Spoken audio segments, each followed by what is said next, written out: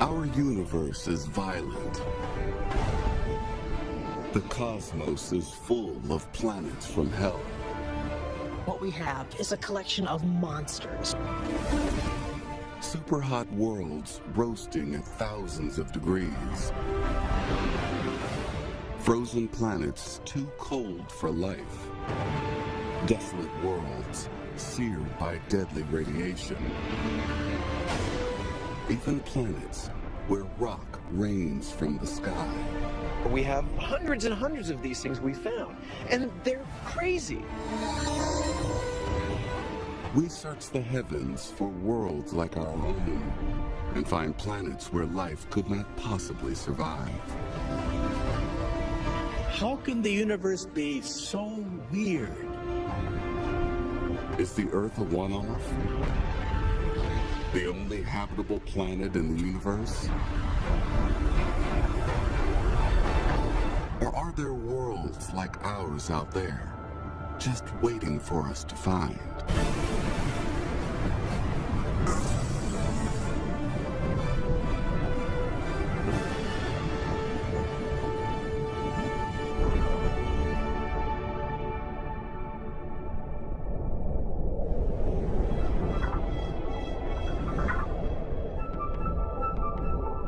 Look out at the cosmos. Billions of galaxies.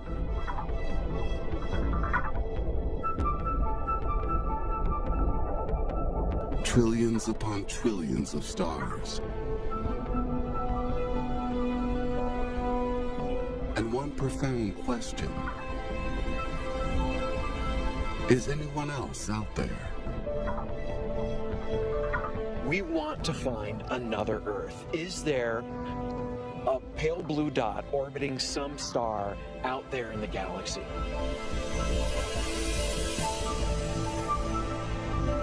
The search is on for worlds that could harbor life. We're searching for our own vision of ourselves out there in space. We're searching for our heaven.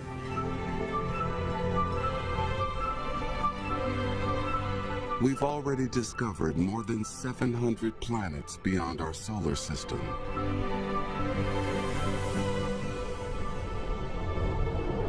And yet these exoplanets look nothing like our own.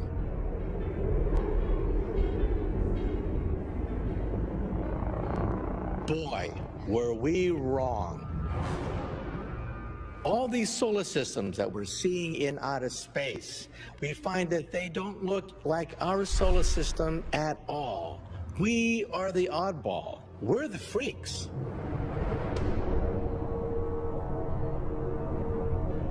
These are nightmare worlds.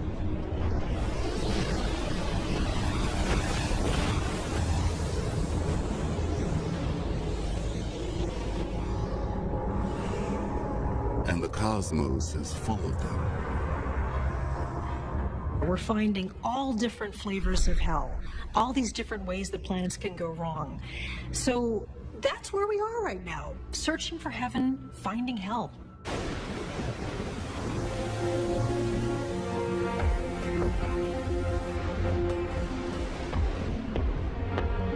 These are worlds where life couldn't possibly survive.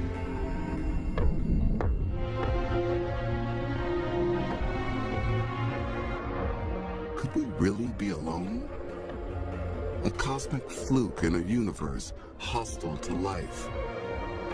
We may soon have the answer. Now we have discovered hundreds of exoplanets in outer space at the rate of over one exoplanet a week. In a few years, that will probably be thousands. And in the end, there could be millions or even billions of these things waiting for us to discover them. How could all of them be planets from hell? The quest for answers starts here, 63 light years from Earth.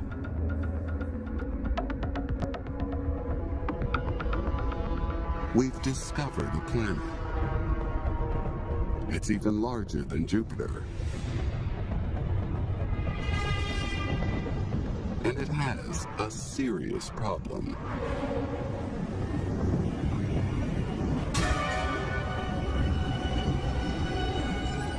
Its orbit is incredibly tight. It's closer to its star than Mercury is to our sun.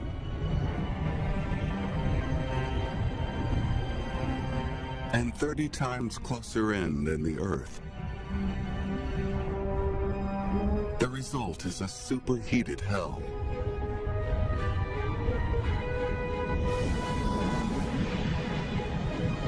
But there's another reason why nothing could survive here.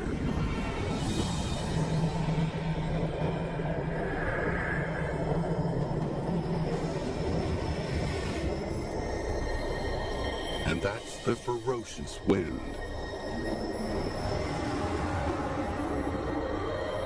The surface is battered by a never-ending storm.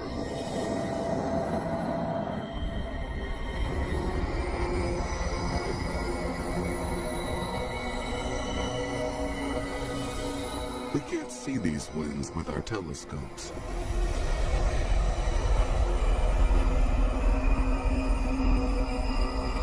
But we know the superstorm exists.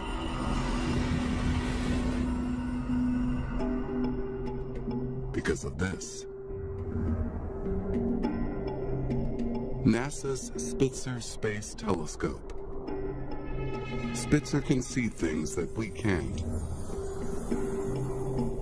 It doesn't use visible light. Instead, it sees in infrared. It's a part of the light spectrum we don't see with our eyes. Infrared is heat. One advantage of studying the universe in infrared is it gives us this opportunity to see the light coming from planets around other stars. When you try to look at the light of a planet next to the light of a star, the star is hundreds of thousands of times brighter than that planet, which renders the planet very, very faint. But if we push into the infrared part of the spectrum, the internal heat of the planet, just as my internal heat, causes the planet to glow. Now it's observable and measurable. Spitzer gives us something completely new. The very first weather map of a planet beyond our solar system. This simple image is a technological triumph. The colors represent temperature differences. But the map also proves the planet has hellish winds.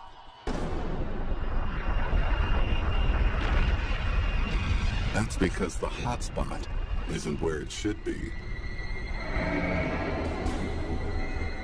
One side of the planet permanently faces the star, so its center should be the hottest point on the planet. It isn't. Something pushes the planet's hotspot to the side. And that takes incredible force.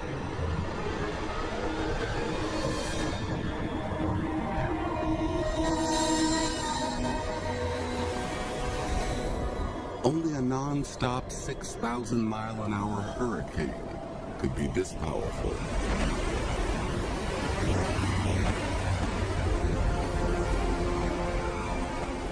"20 times stronger than the strongest winds on Earth. 8 times the speed of sound.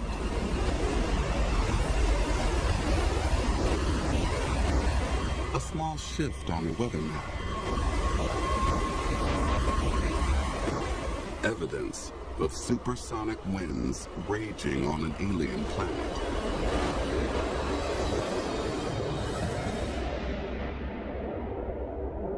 Truly, a planet from hell.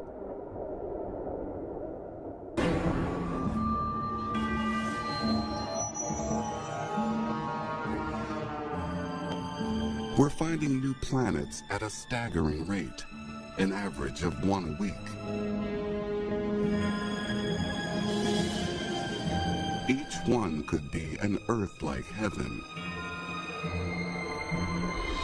But the more we explore them, the more hellish worlds we find. And some are so nightmarishly hot that they're more than uninhabitable. They shouldn't even exist.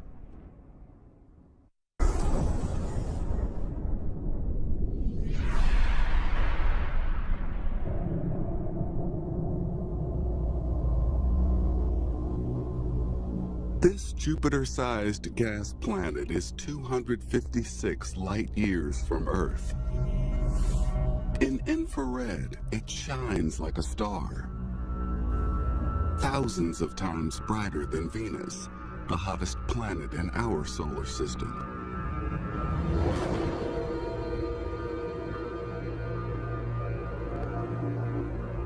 It's a blistering 3,700 degrees.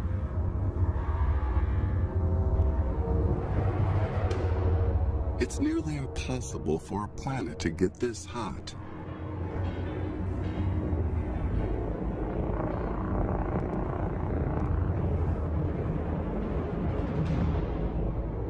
Its hellish temperature provides a clue to its appearance.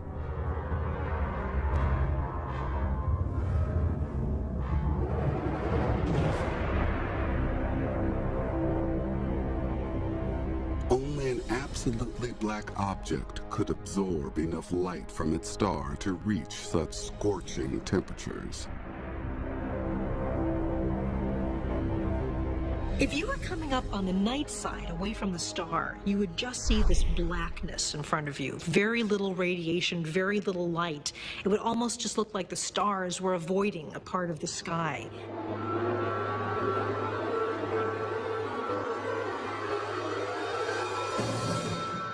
Just as black pavement absorbs sunlight and heats up on a sunny day, the black planet roasts beside its star. We don't understand its atmospheric chemistry. There's nothing on Earth that can absorb so much light.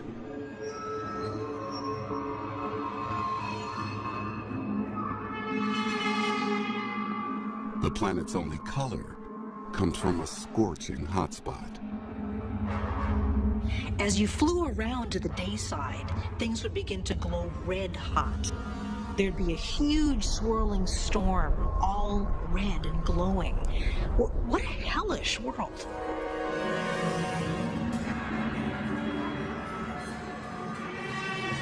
Deep inside, clouds of titanium oxide swirl around a solid heart, 100 times heavier than Earth. Darkness visible, another world from hell.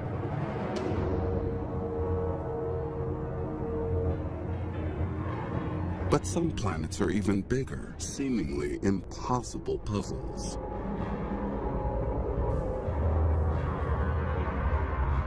Here's a mystery. Every astronomy textbook says that gigantic Jupiter-sized planets form way out in outer space where it's really cold. So why is a Jupiter-sized planet, what's it doing inside the orbit of Mercury?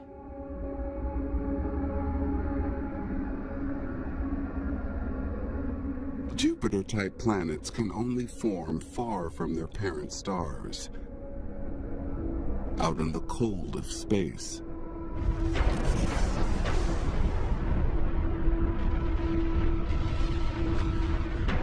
A gas giant orbiting this close means these monsters can move. This is WASP 12b, a scorching vision of hell. It's so close to its star that its orbit lasts just one Earth day. This world is so hot, it's over 4,000 degrees Fahrenheit. This is just crazy hot. WASP 12b is one of the hottest planets in our galaxy. We've never seen anything like this before.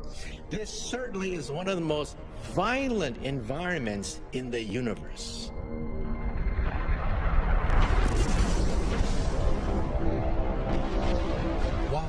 12b is only 2 million miles from its star. Searing heat puffs up its atmosphere, giving it the density of styrofoam. In a big enough bathtub, it would float. We actually think it's so close to its star that the gravity, the tidal effect of gravity, warps it into almost an egg shape. It's not even round, it's oblong. Thousands of miles beneath the puffed up atmosphere lies a solid core. It's rich in carbon, and the pressures are extreme. There could be mountains of diamond and graphite, and seas of liquid tar.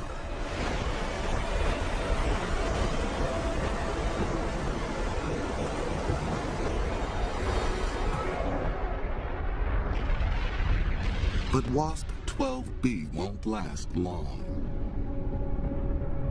It orbits so closely that its star is literally tearing it apart, ripping away nearly 190 quadrillion tons of gas a year.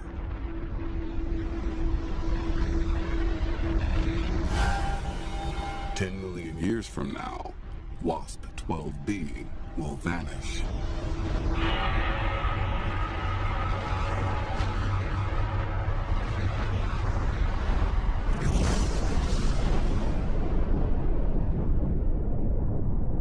The question is, how did it get so close in the first place?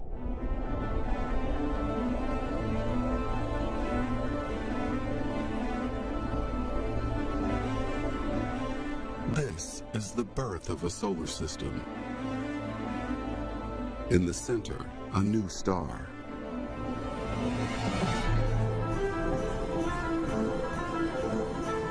Around it swirls a disk of microscopic dust grains. These are planets in the making. Dust grains collide, and every time they collide, they merge, and so they get bigger and bigger, and so they sort of grow like the dust bunnies under your bed. And you have 100,000 years or 1,000,000 years to make a very big dust bunny, and they get bigger and bigger and bigger.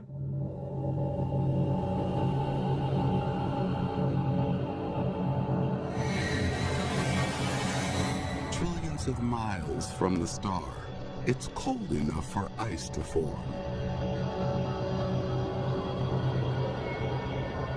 Ice picks up dust and gas.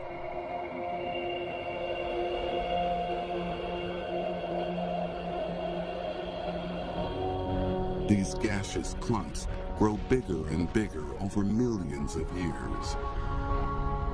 Eventually, they become gas giants. In our solar system, the gas giants, Jupiter, Saturn, Neptune, and Uranus, all form this way. In the distant orbits we still see today.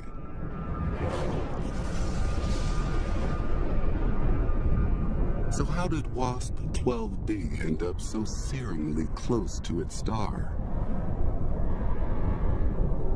The answer? Gravity.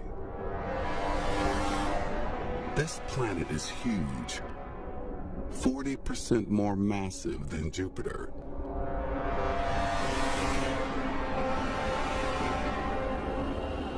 Its immense gravity disturbs the dust disk it formed from, creating turbulence.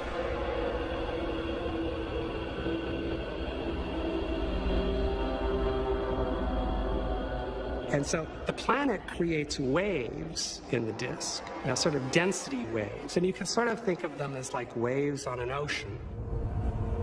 The gas giant becomes a galactic surfer. Over hundreds of thousands of years, the planet rides the waves inward toward the star. As the planet gets closer and closer to the star, it starts to feel the radiation from the star more and more, and so it heats up. Surfing millions of miles from the cold outer reaches of the star system into the tight, scorching orbit we see today. An ice-cold world becomes a planet from hell. Nobody had any real clue that you could form a planet a billion miles out from a star. It somehow moved in. That is incredible, but that's really the only explanation of how these planets got so close to their stars in the first place.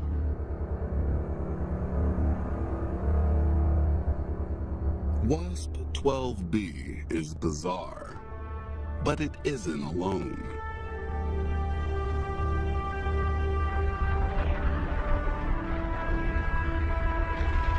We've found many of these super hot, super close giants. We call them hot Jupiters.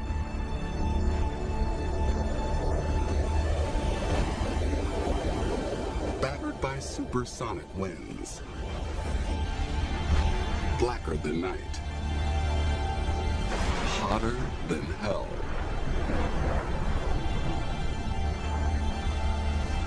But these hot Jupiters all have one thing in common. There's no life here. So these planets are just about as different from the Earth as you can possibly imagine.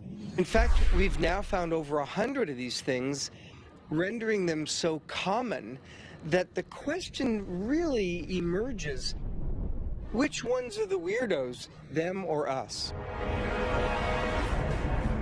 This planetary roller coaster has consequences. As they spiral inward, hot Jupiters cause chaos. They create a whole new class of planets from hell. Orphan worlds flung away from their star into the emptiness of interstellar space.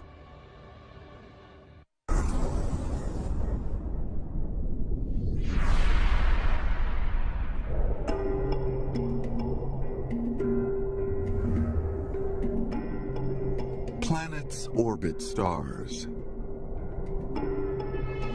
Between the stars is a vast sea of darkness. We've always thought of space as being empty. That would be considered as defining characteristic. That's why we call it space. But when planet hunters switched from gazing at stars to staring deep into space, they made an amazing discovery.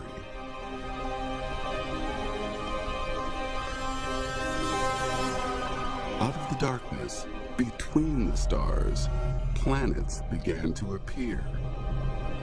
First, one dark gas giant.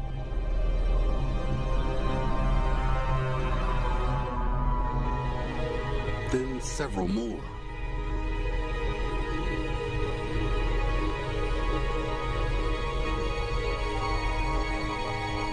Eventually, 10 dark, starless planets emerged from the shadows of space.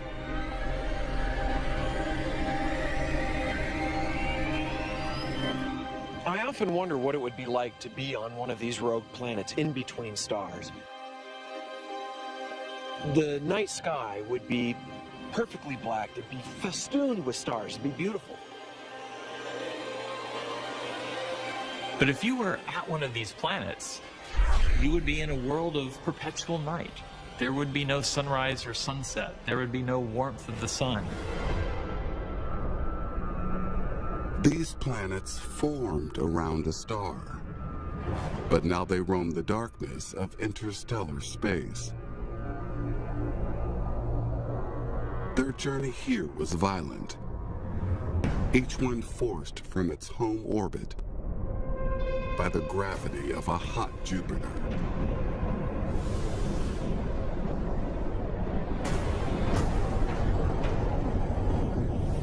A Jupiter-sized planet is an 800-pound gorilla. Where does it sit? Anywhere it wants to. Hot Jupiters are killers.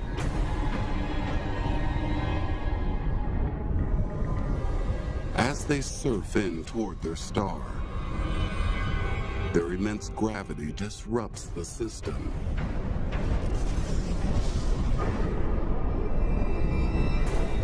Hurling planets from their orbital paths.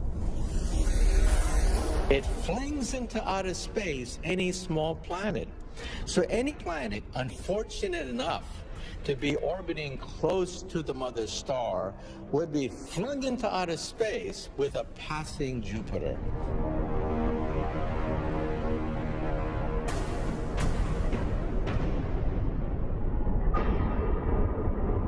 These planets will never again feel the heat or see the light of a star.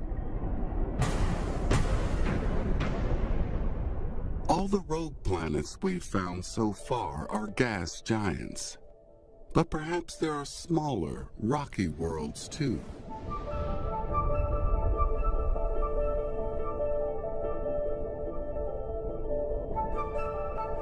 Worlds that were once like Earth. The large Jupiter-like planets are just easier to see, but there's no reason to assume there also aren't smaller orphan planets. Maybe as a Jupiter planet moves in toward the star and plays ping pong with the planets, even something like Earth could have gotten kicked out. Then you would have this cold, frozen little world, just streaking between the stars, dark and lonely.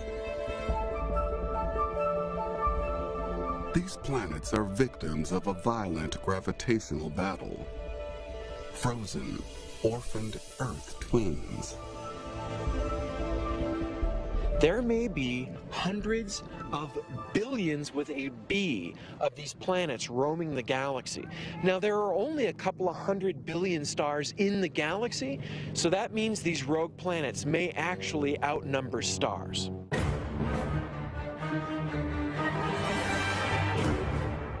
Right now, we find an average of at least one new exoplanet a week.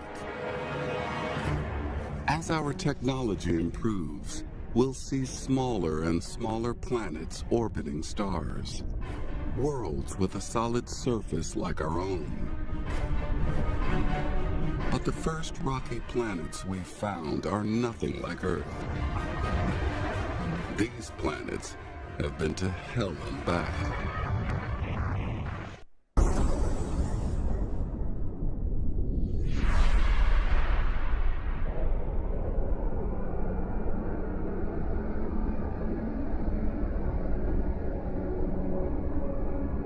We have found hundreds of alien worlds. And now for the first time, we're finding small planets made of rock, just like Earth.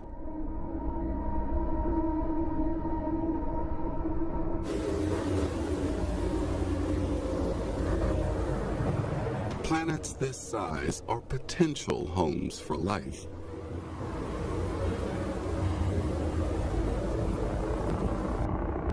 But instead we find more planets from hell. Weird, nightmarish, and uninhabitable.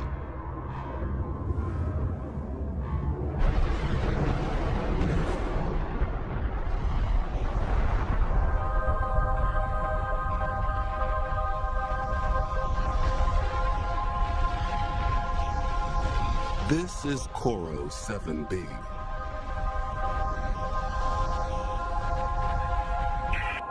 A world of violent extremes. Two hells in one. It's so close in that its star looms 360 times larger in the sky than our sun.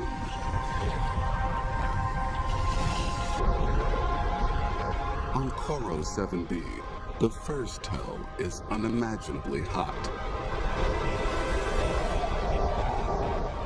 The surface is a furnace, roasting at 4,700 degrees. Lava boils, turning the atmosphere into vaporized rock. When a cooler front moves in, small pebbles condense, and rocks rain from the sky. If that's not a classic vision of hell, I don't know what is. But that's only half the story. The hot side of the planet is locked, permanently facing the star.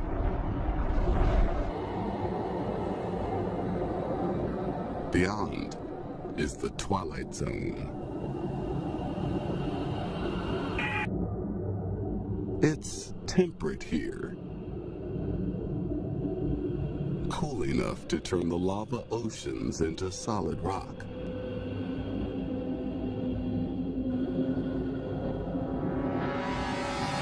But this pleasant zone is narrow. Travel further, and you descend into a second hell.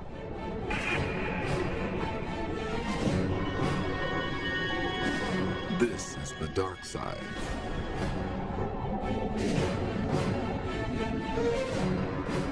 The half of the planet that never sees the sun. Eternal darkness and savage cold. The temperature is hundreds of degrees below zero. So one side is hot, another side is cold. You either have, fire or ice in the extreme, the coldest places in the universe and the hottest places in the universe. You couldn't think of a worse place to end up.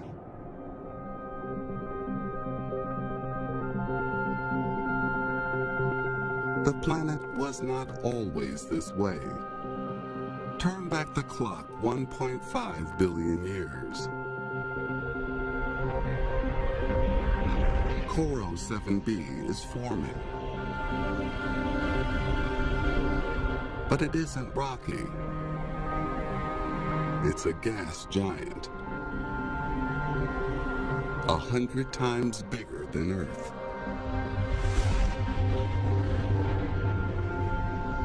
It migrates in toward its star. As it closes in, the star blowtorches gas from the planet. Its gaseous shell blasts off into space to reveal a rocky core.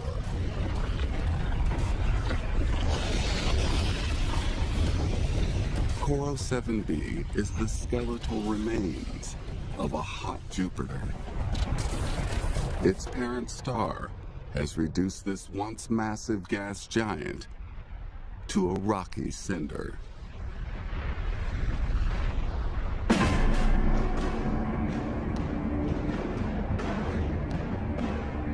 It's hard to imagine planets more extreme than Coro 7b. Yet they do exist. Rocky worlds, machine gunned by deadly cosmic rays.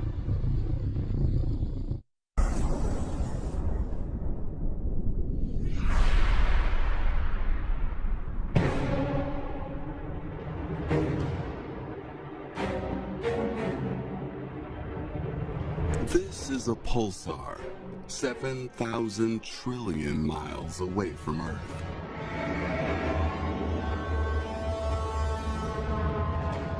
It's a kind of cosmic lighthouse. This unbelievably tiny world, just 10 miles across, fires an intense beam of radiation through space as regularly as an atomic clock. A single cubic centimeter, the size of a keyboard key, actually has about as much mass as Mount Everest. Smash a Mount Everest into a cubic centimeter, the whole star, which is only about 10 miles across, is like that. It's one of the most hostile environments in the universe. Anything nearby gets hammered by intense gravity and magnetism. No one expected to find a planet here. But this pulsar has 3.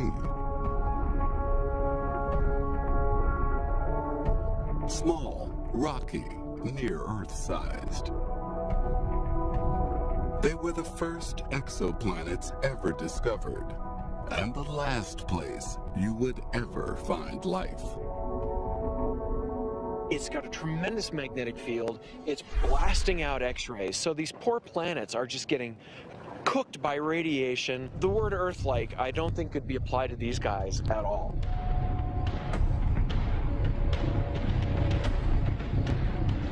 The X-ray beam strafes the planets over and over, firing radiation 1,000,000 times more deadly than medical X-rays.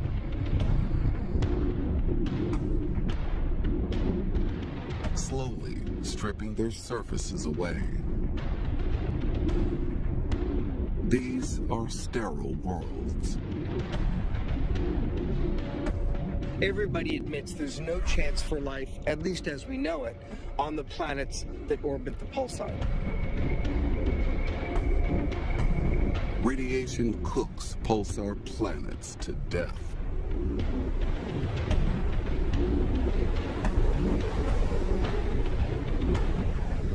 The opposite hell is no better. Frozen worlds too cold for life. In the constellation Scorpius, 20,000 light years away, is a red dwarf star.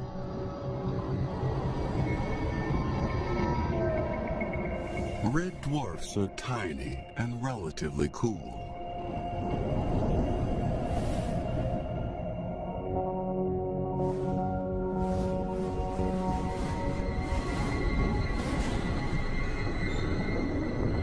And this planet is too far away to fill what little heat there is. It's so distant, its orbit lasts 10 Earth years. It's the coldest planet we have found in the universe.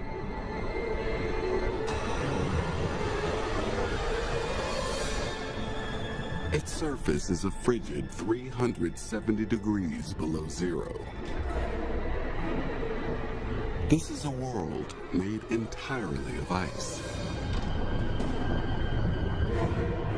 Methane, ammonia, and nitrogen are gases on Earth. Here they form a frozen, toxic frost. Glaciers and canyons and cliffs of ice are the only terrain. Here, hell really has frozen over.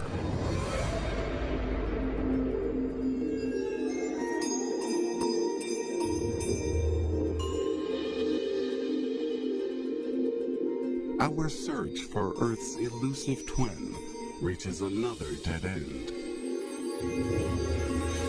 Perhaps we are truly alone.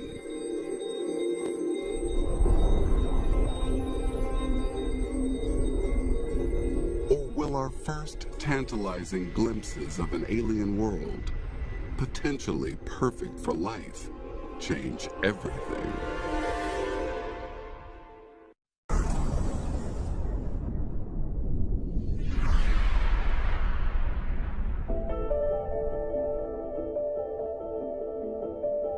Earth, the only habitable world in our solar system.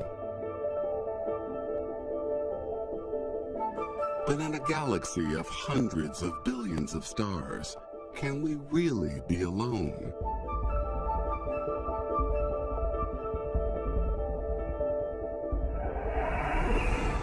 It's a question that planet hunters are trying to answer. The whole purpose, in my opinion, of the discovery of exoplanets is to establish our true place in the universe. Who are we? Where do we belong in the cosmic scheme of things? Are there other planets that can have life just like ours? That's where NASA's Kepler Space Telescope comes in. Kepler lets us calculate how far a planet is from its star. That's critical in figuring out whether it could sustain life. Life on Earth is only possible because we're the perfect distance from the sun, not too hot and not too cold. Just right for liquid water, oceans, rivers, lakes, rain, and life. You know, journalists say, follow the money. Astronomers say, follow the water, because water is the universal solvent that dissolves most chemicals, and that's where DNA got off the ground. And where there's liquid water, there could be life. We're looking for planets that are not too close to their parent star, where all the water would boil away, and not too far away from their parent star, where all the water would be tied up in a frozen form. We're looking for that Goldilocks zone, where the temperatures are just right for liquid water to pool on the surface. Once Kepler has identified a new planet, astronomers check whether it lies in the habitable zone of its parent star.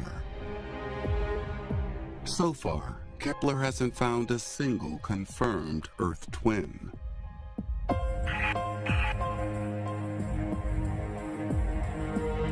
But it has identified more than 2,000 planetary possibilities. And it's this sheer abundance of planets that gives scientists hope.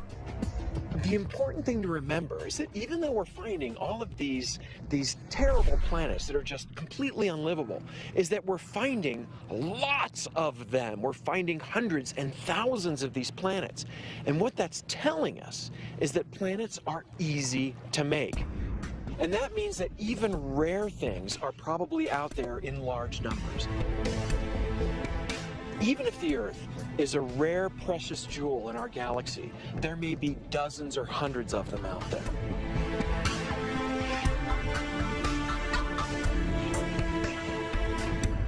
Kepler has opened our eyes to a universe full of planets. We can now guess at how many there might be in our own galaxy. 50 billion.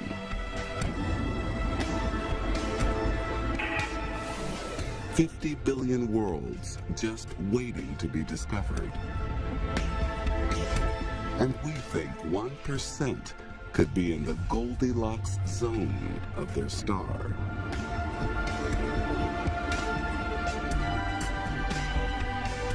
That's 500 million planets, each with a chance of harboring life.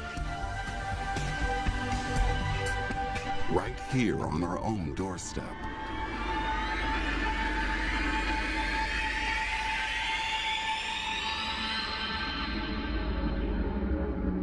We haven't found one yet, but we're getting closer.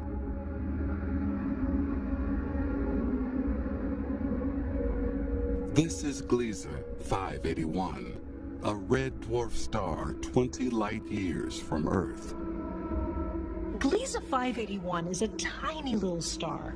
If the sun were the brightness of about a 100-watt light bulb, then Gliese 581 would be like a little Christmas tree light, a tiny little fairy light, very, very small. This shifts the life zone in, because now if you want to be warm enough, you need to snuggle up right next to the star.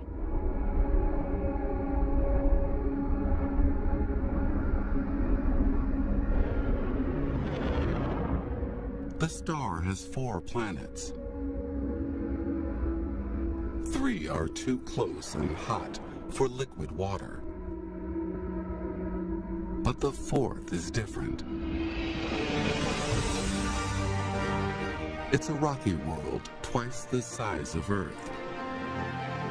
and it's right on the edge of the Goldilocks zone.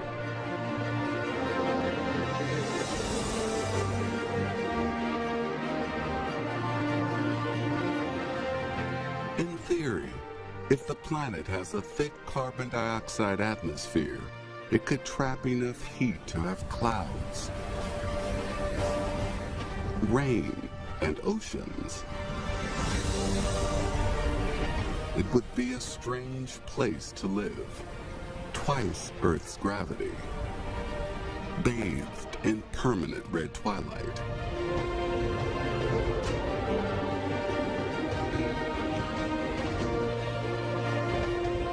But right now, this weird world is the closest we have to a planet like ours. It's a promising start. When we actually know for a fact that up there around that star is a planet like Earth, that's going to just fundamentally change how people look at the sky and how people perceive their place in the universe. So that's going to be a profound moment, not just for me, but I think for humanity in general.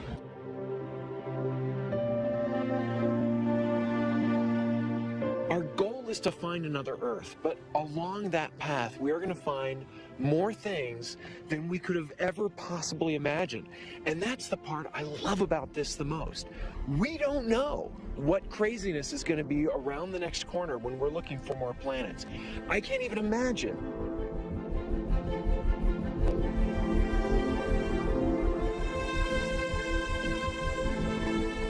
Two decades ago, the only planets we knew were right here in our solar system. Now, there are hundreds, all very different from our home.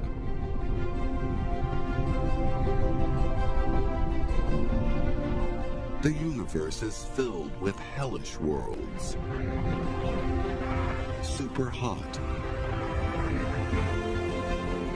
ultra cold, violent, and bizarre.